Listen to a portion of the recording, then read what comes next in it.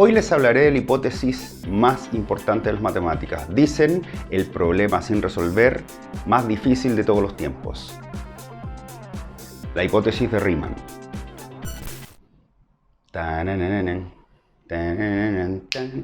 Listo.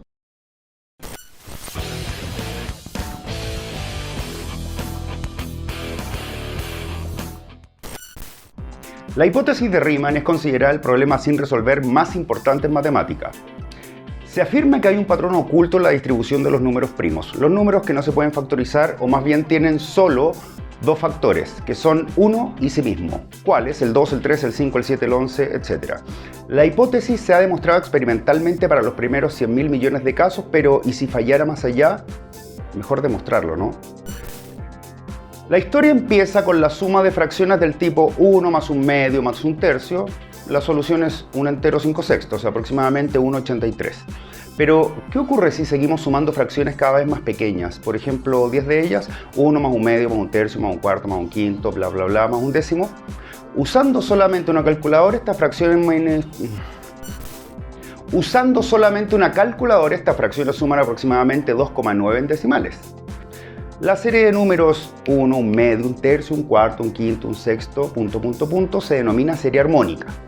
El nombre de armónica tiene su origen en los pitagóricos, que creían que una cuerda musical dividida por un medio, un tercio, un cuarto daba las notas musicales fundamentales para la armonía. En la serie armónica se suman fracciones cada vez más pequeñas, pero ¿qué pasa con el total?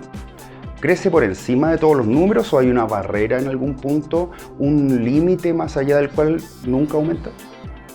Para contestar esto, el truco es agrupar los términos doblando las series a medida que avanzamos. Si sumamos los primeros 8 términos, reconociendo que 8 es 2 por 2 por 2 y esto es 2 elevado a 3, por ejemplo, S de 2 elevado a 3, que es la sumatoria de 1 más un medio más un tercio más un cuarto más un quinto más un sexto más un séptimo más un octavo, donde S significa suma, como dije hace un rato, y como un tercio es mayor que un cuarto y un quinto es mayor que un octavo, y así sucesivamente, esto también es mayor que 1 más un medio más un cuarto más un octavo, un octavo, un octavo, un octavo, que sería lo mismo que 1 más un medio más un medio más un medio, así que podemos decir que la sumatoria de 2 elevado a 3 es mayor que 1 más 3 medios. Y más generalmente, que la sumatoria de 2 elevado a k es mayor que 1 más k medios. Si tomamos k igual 20, de modo que n sea igual a 20, que es 1.048.576, que es más de 1 millón de términos, la suma de la serie solo habrá superado los 11. Aumenta de una forma espantosamente lenta, pero se puede escoger un valor de k para hacer que el total de la serie sea mayor que cualquier número preasignado, por muy grande que sea. Se dice que la serie diverge hasta el infinito cuando pasa esto. En contraste con esto no sucede con la serie de términos cuadrados. 1 al cuadrado más un medio al cuadrado más un tercio al cuadrado más un cuarto al cuadrado más un quinto al cuadrado más un sexto al cuadrado. Seguimos usando el mismo proceso, sumando entre sí números cada vez más pequeños, pero esta vez alcanza un límite y este límite es menor que 2. De forma bastante espectacular, la serie converge a pi cuadrados sextos. Es decir, 1,64493, etcétera, etcétera, etcétera. En esta última serie la potencia de los términos es 2. En la serie armónica la potencia de los denominadores es calladamente igual a 1 y este valor es decisivo. Si la potencia aumenta en una minúscula cantidad a un número que sea apenas superior a 1, la serie converge. Pero si la potencia disminuye en una minúscula cantidad a un valor que sea apenas inferior a 1, la serie diverge. La serie armónica se encuentra en el límite entre la convergencia y la divergencia. La célebre función z de Riemann, ya conocida por Euler en el siglo XVII, ahora XVIII. La función z de Riemann, la célebre función z de Riemann, ya conocida por Euler en el siglo XVIII, se escribe como función z de s es igual a 1 más un medio elevado a s, más un tercio elevado a s, más un cuarto elevado a s, más un quinto elevado a s, etc. Se han calculado diversos valores de la función z. El más destacado de ellos es la función de 1, que es infinito, porque la función de 1 es la serie armónica. De Riemann me refiero. El valor de z sub 2 es pi cuadrado sexto, el resultado descubierto por Euler. Se ha demostrado que todos los valores de la función, cuando metes un s, implican a pi cuando s es un número par, mientras que la teoría de la función para los valores impares de s es mucho más difícil. Roger Apéry demostró el importante resultado cuando ingresaba el número 3. Y este resultado era un número irracional, pero su método no era aplicable por extensión a ingresar el 5 o el 7 o el 9.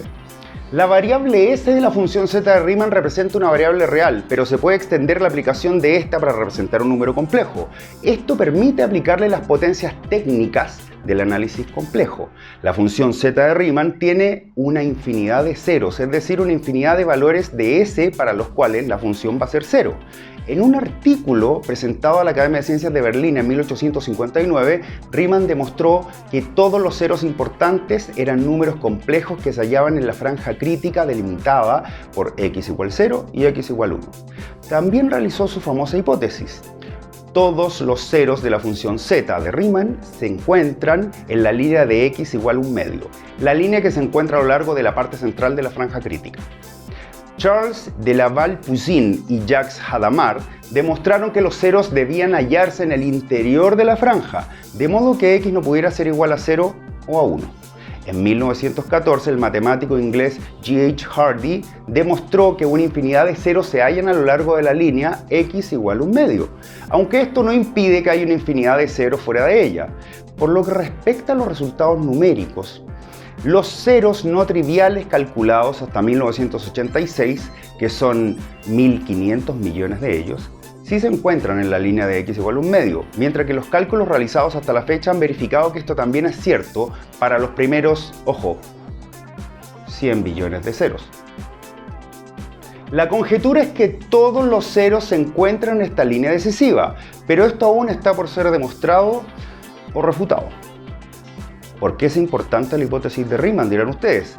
Pues existe una inesperada conexión entre la función z y la teoría de los números primos. Los números primos que antes dije, el 2, el 3, el 5, el 7, el 11 y un eterno etcétera, que son divisibles solo por uno y por sí mismo.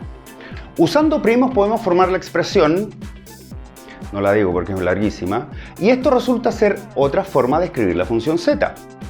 Esto nos dice que el conocimiento de la función z de Riemann arrojará luz sobre la distribución de los números primos y mejorará nuestra comprensión de los componentes fundamentales de la matemática. En 1900, David Hilbert expuso sus famosos 23 problemas pendientes de ser resueltos por los matemáticos.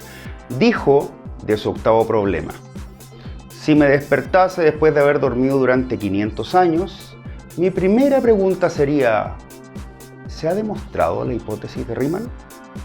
Por otro lado, Hardy usaba la hipótesis de Riemann como seguro cuando atravesaba el Mar del Norte después de su visita estival a su amigo Harald Bohr en Dinamarca.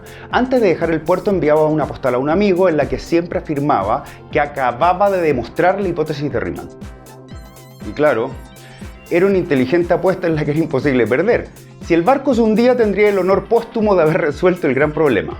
Por otro lado, si Dios existía, no permitiría que un ateo como Hardy tuviese ese honor, y por consiguiente impediría que el barco se hundiera. Y bien, la persona que resuelve el problema ganará un premio de $1 millón ofrecido por la Clay Mathematics Institute, aunque la mayoría de los matemáticos se conformarían con lograr el resultado y alcanzar una posición muy elevada en el panteón de los grandes matemáticos. A trabajar, muchachos, todavía tenemos ese premio de acierto. Nos vemos. Pero si la potencia disminuye en una minúscula cantidad a un valor,